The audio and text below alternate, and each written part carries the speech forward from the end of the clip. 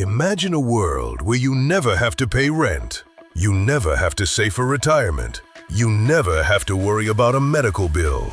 This is the core promise of Star Trek. We hear it all the time. There is no money in the 24th century.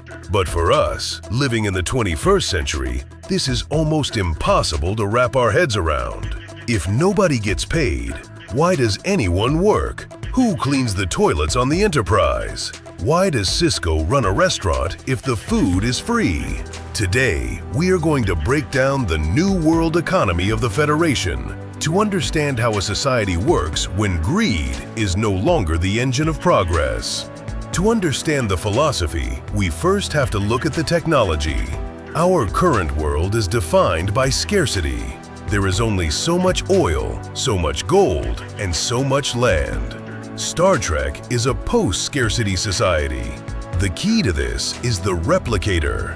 When you can turn energy into matter, the value of physical objects drops to zero.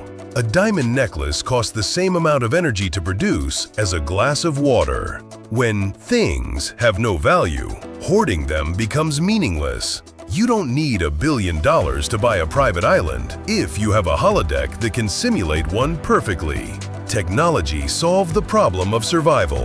This freed humanity to focus on the problem of purpose. So, if survival is guaranteed, why does anyone work? Why does Captain Picard stress over command decisions? Why does Chief O'Brien spend hours crawling through Jefferies tubes?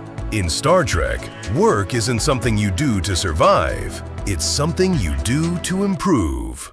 Captain Picard explains in First Contact, the acquisition of wealth is no longer the driving force in our lives. We work to better ourselves.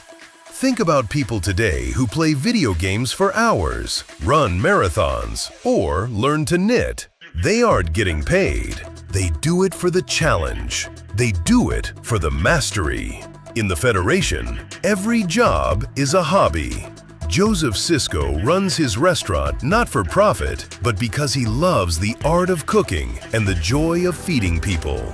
But humans are still competitive creatures. We still crave status. If you can't be the richest man in Babylon, what do you aspire to be? In Star Trek, the currency is reputation. You can't buy a captain's chair. You can't buy the respect of a Klingon High Council. You have to earn it. Social capital has replaced financial capital. The reason people compete to get into Starfleet Academy isn't the paycheck, it's the prestige. Being a Starfleet officer is the ultimate status symbol because it proves you are the best of the best. Star Trek argues that greed isn't human nature, it's just a symptom of fear. The fear of not having enough. If we could take that fear away, what would we become? We might not have replicators yet, but as we move toward automation and AI, the question of life without work is becoming real. Star Trek gives us a blueprint, a future where we don't work to live, but live to work on things that actually matter. Thanks for watching. If money didn't exist, what job would you choose to do? Let me know in the comments below.